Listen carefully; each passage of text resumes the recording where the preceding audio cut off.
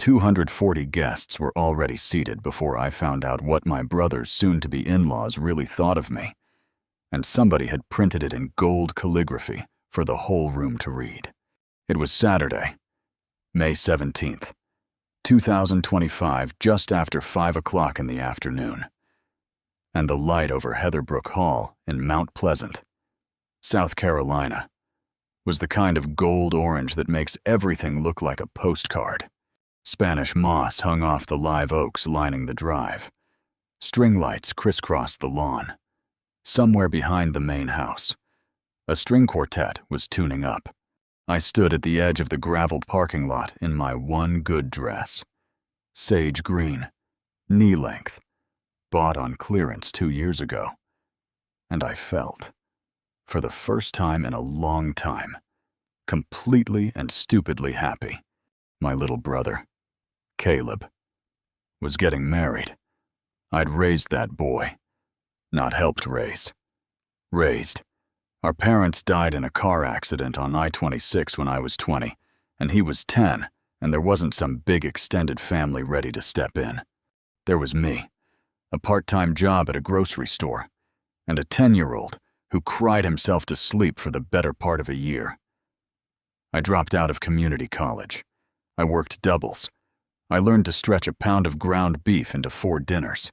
I sat through parent-teacher conferences in my work uniform because I didn't have time to change. I co-signed his first loan when he was 22 and trying to start a software company out of a 1-bedroom apartment we shared because no bank would touch a kid with no credit history and a business plan scribbled on a legal pad. 18 years, I thought, walking up that gravel path. 18 years, and look at him now. Caleb's company, Low Country Freight Technologies, built routing software for trucking and logistics fleets. Boring to explain at a party, but it worked. And it worked well enough that the largest freight company on the South Carolina coast, Callaway Distribution, was 3 days away from signing a 5-year licensing contract worth $42 million. The man who owned Callaway Distribution was named Richard Callaway. His daughter, Whitney, was the bride. I didn't know yet that the wedding and the business deal were about to become the same fight. A young woman in a headset, the wedding planner's assistant. I'd learned later her name was Gail. Checked names off a tablet at the entrance to the reception tent and waved me through with a tight professional smile. Cook. Table 12, she offered. Not quite meeting my eyes. I didn't think anything of it. Table 12 was near the back, by the bar, half shadowed by a column wrapped in white fabric flowers. I found my seat by process of elimination. There was a name card standing in front of every chair. Each snorts. Won a small folded rectangle of heavy cream cardstock with gold script. I picked mine up to set my purse down behind it. That's when I read it. Maya Cook, the uneducated sister who lives off her brother. I read it twice. I genuinely thought, for one absurd second, that it had to be a joke from Caleb, some inside reference, some bit we'd laugh about later. Then I noticed the woman across the table, mid-50s, pearls, watching me with an expression I can only describe as waiting. And I understood. This wasn't a joke between siblings. This was placed. "Oh," she announced, not bothering to lower her voice. "You're that sister. A man beside her." I didn't catch his name. Somebody's cousin. I'd guess. Actually laughed. Not a polite cough laugh. A real one. Head back, like I'd told a good joke at my own expense without meaning to. Stand up. Don't make a scene. You don't owe these people your dignity in real time. That's what the rational part of my brain insisted. The rest of me just stood there, holding a piece of cardstock with my own humiliation typeset on it in a wedding-appropriate font, while the table kept talking like I wasn't there. Richard wanted everyone to know the family background. The Pearl woman offered to no one in particular. like she was reciting a fact she'd been handed. Caleb's a remarkable success story. Self-made. It's important context for the toasts. Context. They'd turned my life into a punchline so a stranger could feel better about his daughter marrying up. I want to be honest with you, and I think you'll understand this if you've ever been the person who held a family together while it fell apart. For about 4 seconds, I was ready to fold the card into my purse, smile, and survive the night the way I'd survived everything else. Quietly. Alone. It's what I'm good at. Then I felt a hand close around mine. Caleb. Tuxedo. Boutonniere slightly crooked. The same crooked-toothed grin he'd had since he was 10 years old, standing in a courtroom hallway holding my hand, because there was nobody else's hand to hold. He looked down at the card. His face didn't change right away. And then it did. All at once. The way weather changes on the coast. Who wrote this? His voice was very calm. That was the part that scared me. Richard had the seating cards done. Gail blurted, materializing with her tablet, clearly terrified. I print what I'm given. I don't. Caleb was already walking. I followed. Because what else do you do? And the rest of the tent went quiet in that ripple way. Crowds do when they sense something is about to happen before they know what. We found Richard Calloway near the head table. Tall. Tan. The kind of man who'd clearly never once in his life had to introduce himself twice. He saw Caleb's face and reached for a smile that didn't land. Blah. There you are. We were just... You wrote a card calling my sister uneducated. Caleb set it down on the white tablecloth gently, like he was placing evidence. The woman who paid our rent working a register at 19, who skipped her own classes so I could finish mine, who co-signed the loan that started my company. Your future partner's company. Richard. When literally every bank in this state said no. The room had gone properly silent now. Somewhere a fork clinked against a plate, and somebody shushed it. It was meant as context. Richard offered, and I watched him reach for the same word the Pearl woman had used, like it had been workshopped in advance. People were going to ask how a man from your background built what you built. I thought it would be more graceful to simply... Graceful Caleb spat the word like it tasted bad. You humiliated her at my wedding to make my success story sound better at your daughter's expense. Welcome back to Sweet Family Revenge. Grab your snacks, get comfortable, and remember, the people in these stories had every chance to behave themselves. They just chose wrong. Drop a comment and be sure to subscribe. You're going to love it here. Richard's jaw tightened. I genuinely think he believed he still had the upper hand, because he glanced at his watch and muttered low enough that he probably thought only the immediate circle could hear. Caleb, we can discuss this Monday. The contract doesn't change because of a seating chart. That was the wrong thing to say. I felt Caleb's hand tighten around mine. You just made the most expensive mistake of your life, he told him. And you're going to find out exactly how expensive on Monday morning.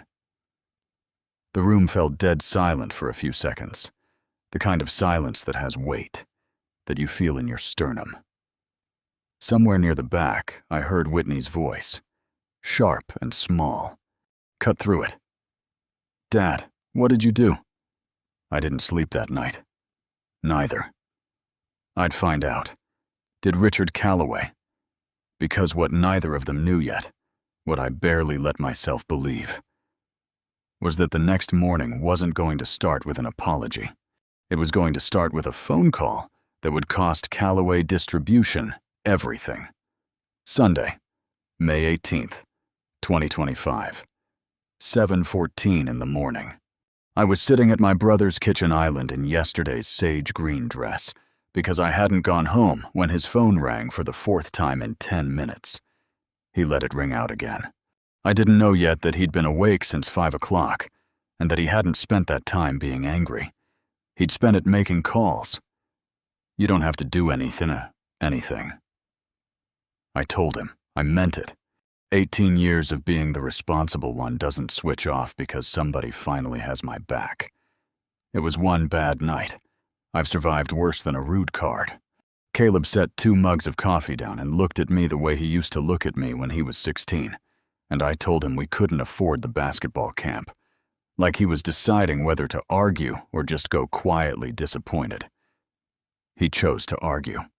You didn't survive worse, he countered. You absorbed worse. There's a difference, and I watched you do it for 18 years, and I'm not watching you do it at my own wedding. He slid his phone across the counter. Screen up. A draft email addressed to Callaway Distribution's board. Subject line notice of withdrawal licensing agreement. Caleb, $42 million, he continued. 5-year exclusive. We were supposed to sign Monday at 11. He tapped the screen. Richard's entire board thinks this deal is finalized. His investors think it's finalized. He told them in a press release in March. 3 days. The whole thing had been 3 days from done. If you pull it, I countered slowly. It doesn't just hurt Richard. It hurts you. It hurts the people who work for you. It hurts me less than watching grown adults laugh at a card with your name on it. He wasn't raising his voice. That was somehow worse. Maya, I've spent 6 years building a company deliberately so nobody could ever talk about us like that again.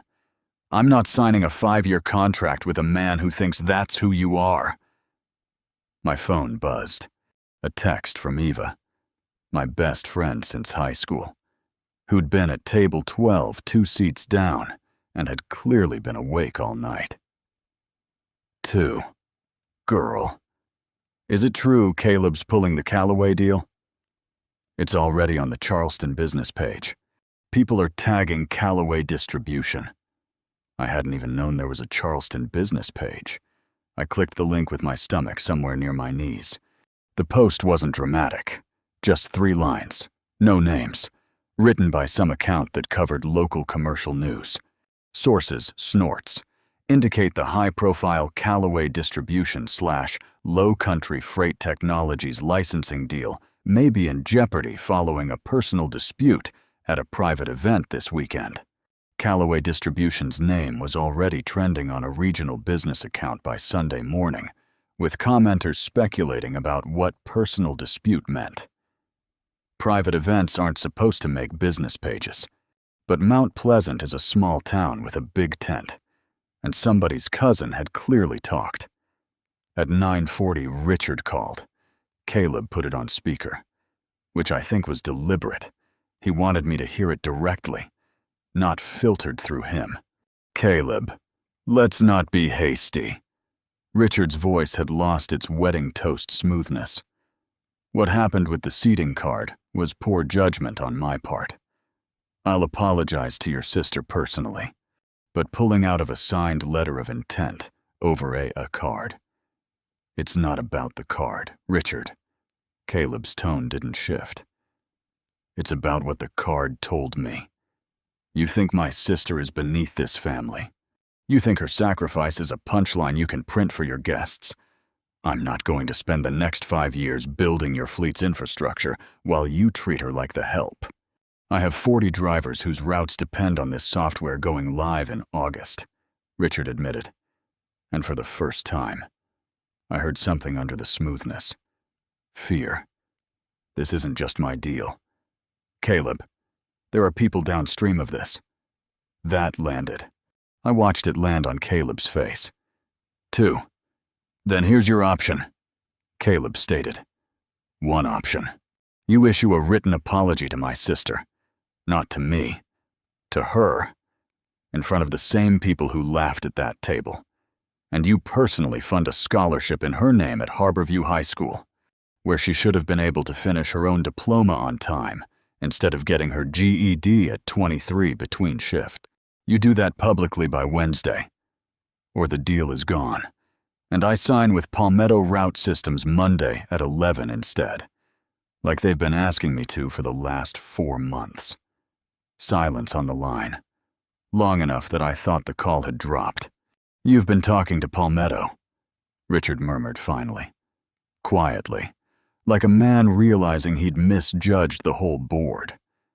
"I've had options the whole time. Richard, I picked you because Whitney loves you, and I wanted this to work for everyone." A pause. "You made it about my sister, so now it's about my sister." He hung up. I sat there for a second in the quiet of Caleb's kitchen, watching steam come off coffee neither of us was drinking. And I felt something I hadn't expected to feel in the middle of all this. Not vindication. Not yet.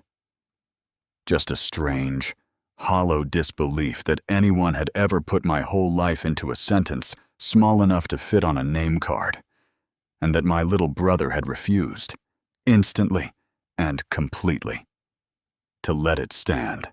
I didn't know yet how far Richard Calloway would actually go to save the deal, or that his own daughter was about to make sure he didn't have a choice. At 11 a.m., Whitney showed up at Caleb's door alone, still in her travel clothes from the honeymoon they hadn't left for yet. Mascara smudged, looking like she hadn't slept any more than we had. "I need you to know I didn't see that card before it went out," she blurted the second the door opened. "My father told the planner at Family Context. I thought it meant, I don't know what I thought it meant. I should have checked. I'm so sorry." "Maya." I believed her. There was something in her face that wasn't performance. It was the quiet exhaustion of someone realizing their parent isn't who they've spent their whole life assuming he was. "He's downstairs telling the board it was a miscommunication," she continued. "He's trying to spin it as a typo." Her voice cracked slightly. "It wasn't a typo. I heard him workshop the wording with my mother on Thursday." That detail. Workshopped on Thursday. Sat in the room like a dropped plate. Caleb's jaw set. Thursday. 2 days before the wedding. Premeditated. "I'm telling you because I think you deserve to know exactly what you're dealing with," Whitney finished. "And because I'm not going to spend my marriage pretending my father's version of events is the real one." By that afternoon, Richard had called 4 more times. Caleb let 3 go to voicemail. The 4th he answered. And this time, it wasn't Richard threatening the deal. It was Richard, for the first time. He was sounding like a man who understood he'd already lost the leverage he thought he had. "What exactly?" he asked carefully. "Would it take to fix this?" Caleb looked at me across the kitchen island. He didn't answer right away. He wanted, I think, for the answer to be mine. "Monday," I told him. "Not Wednesday. Monday morning, before the contract signing, in front of the same people." And he means it. Not a press release, not a statement his lawyer wrote. Caleb relayed it word for word. There was a long pause on the other end. "Monday," Richard agreed finally. "I'll be there." I didn't know yet whether he'd actually show up or whether $42 million was the only language that had ever truly made Richard Calloway listen to anyone. Monday, May 19th, 2025, 10:40 a.m. The same tent at Heatherbrook Hall. Half disassembled, folding chairs stacked along one wall. The gold name cards long since thrown away by the cleanup crew. Except for one, which I'd kept. Folded once and tucked into my purse because some things you hold on to, so you remember exactly how far you've come from where someone tried to put you. I hadn't expected to be back here 20 hours after I thought I'd never set foot in this tent again. But Caleb wanted the apology to happen in the room where the insult had. His words. So the room remembers both. Richard Calloway stood near the head table, where he'd told Caleb the deal didn't change because of a seating chart. About 30 people were there, not the full wedding crowd, but the board members. Whitney. Pamela Calloway, looking like she hadn't slept either. Eva standing next to me with her arms crossed like a bodyguard. I didn't know yet that this morning would end with Richard Calloway, Of all people, being the one who finally said my own story back to me correctly. I owe Maya Cook an apology. Richard started, and I watched him stumble on the first sentence, like the words physically didn't want to come out in this order. Not a corporate one, a real one. He looked at me directly, to his credit, and I'll give him this much. He didn't flinch away from it. I made assumptions about you based on a 5-minute conversation we had at the engagement party last year, where you mentioned working retail in your 20s. I decided that was the whole story. I never asked what came before it, or why. I should have asked. Short, punchy, true. I'll admit it landed somewhere I didn't expect. You raised your brother alone, he continued. You put your own education on hold to do it. You co-signed a loan with no safety net so he could build something that's now worth more than my entire fleet. And I had a card printed calling you uneducated and a burden at the one event in your life where you should have been celebrated as the reason any of this exists at all. He stopped, swallowed. I'm sorry. Genuinely. Not because I'm losing $42 million, if I'm not. Though I won't pretend that isn't also true. But because my daughter looked at me yesterday like she didn't recognize me. And she was right not to. On the Harborview High School Scholarship Fund, it turned out, was already filed by Monday morning. $10,000 a year indefinitely for a graduating senior who'd had to leave school to support family. Richard had set it up Sunday night, whether that was guilt or strategy. I genuinely don't know, and at a certain point I decided it didn't matter which. The scholarship would help some kid in 2026 who was living some version of what I lived in 2007, and that mattered more than untangling Richard's motives. I finished my GED at 23, I told the room, because I figured if my story was going to be public anyway, it should at least be accurate. Worked the overnight shift, studied in the break room. It took me 3 more years to get an associate's degree at the community college, one class at a time, because that's what fit around raising a 10-year-old. I'm not embarrassed by that path. I built it on purpose. Caleb snorts, signed the contract at 11 like he'd planned to all along. Not because Richard had grappled enough, he told me later, but because the apology was specific and witnessed and tied to something real instead of a press release. I needed to know he understood what he did. Caleb explained, not that he was sorry he got caught. I want to tell you the ending wasn't really about the money, even though $42 million is objectively an enormous number to hang a wedding story on. The ending was smaller than that, and somehow bigger. It was Whitney, 3 weeks later at a much quieter family dinner, handing me a new place card she'd made herself. Plain white cardstock, simple black ink, no gold calligraphy at all. It read, Maya Cook, the reason Caleb is who he is. I keep that one. 2. It's in the same drawer as the other, the one with my name spelled right and nothing else. If you liked this story, join our community by hitting that like button and subscribing for. The months that followed were surprisingly ordinary, and I learned that ordinary can be one of life's greatest blessings. There were no dramatic confrontations, no courtroom battles, no emotional speeches waiting around the corner. Instead, there were Sunday dinners where everyone slowly remembered how to laugh without pretending. There were birthdays where nobody argued over seating charts.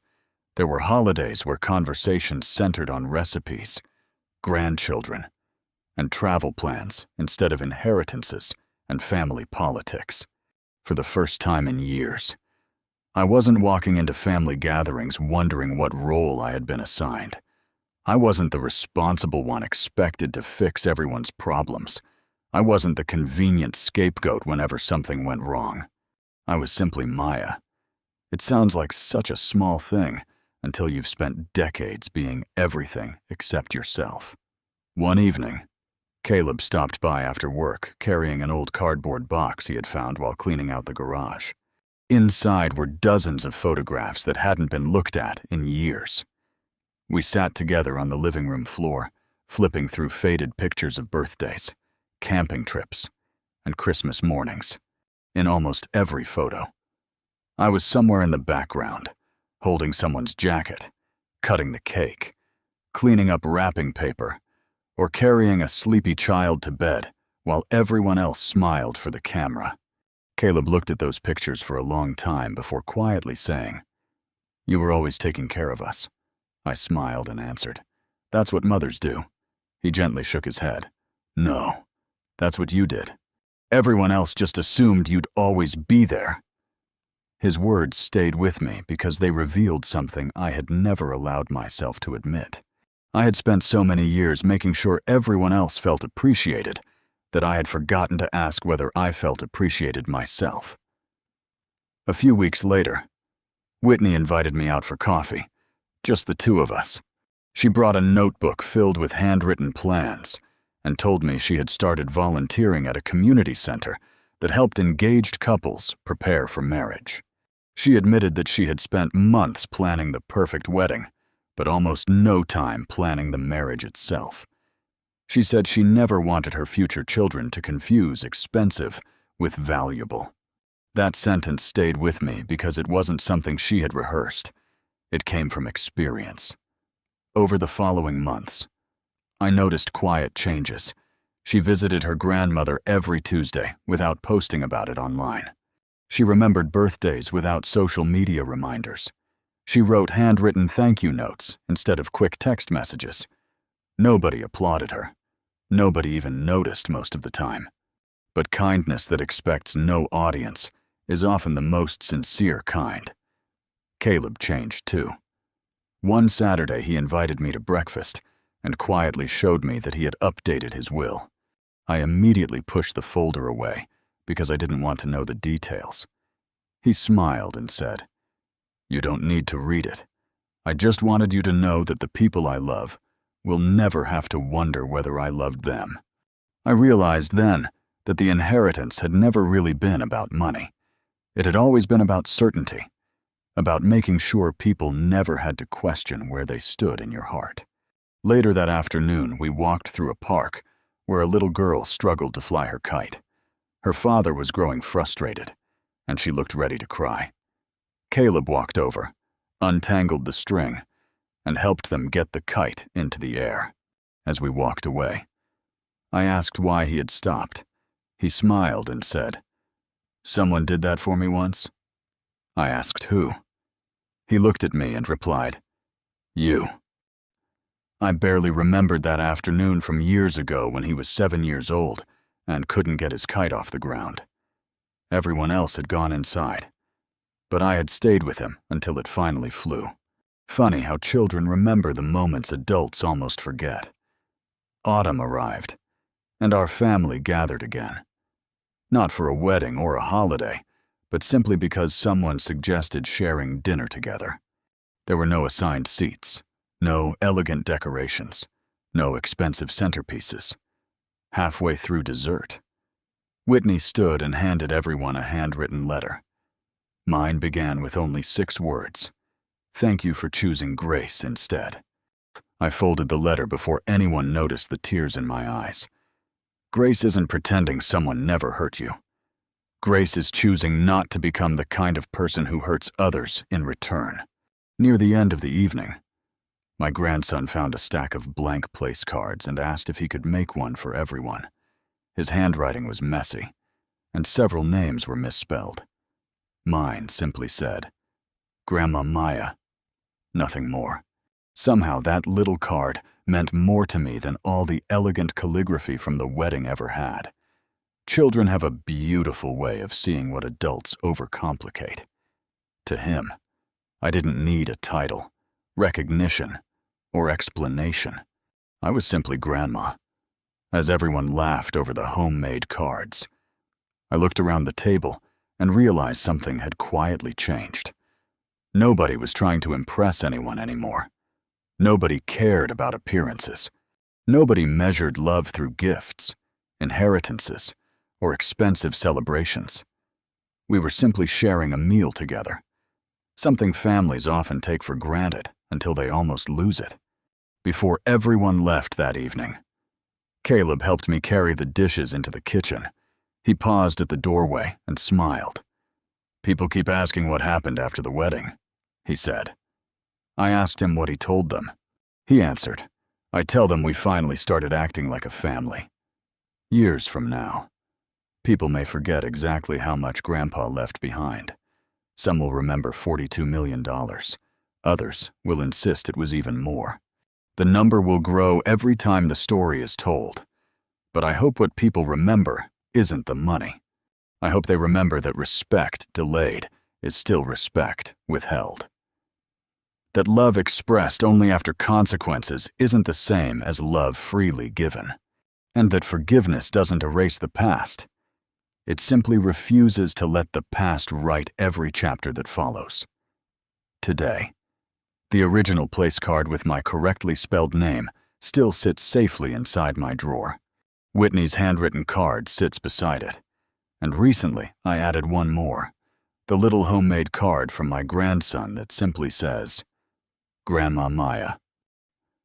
Whenever I look at those 3 cards together, they remind me of 3 different versions of our family, one built on appearances, one rebuilt through honesty, and one that finally learned that love isn't measured by money, status, or grand gestures, but by the quiet choices we make every single day. In the end, the $42 million became nothing more than a number people would eventually forget. What remained was something no inheritance could ever buy: trust restored, respect earned, forgiveness freely given, and a family that finally understood that the greatest legacy anyone can leave behind isn't wealth, but the certainty that the people they loved never had to question it for even a single moment.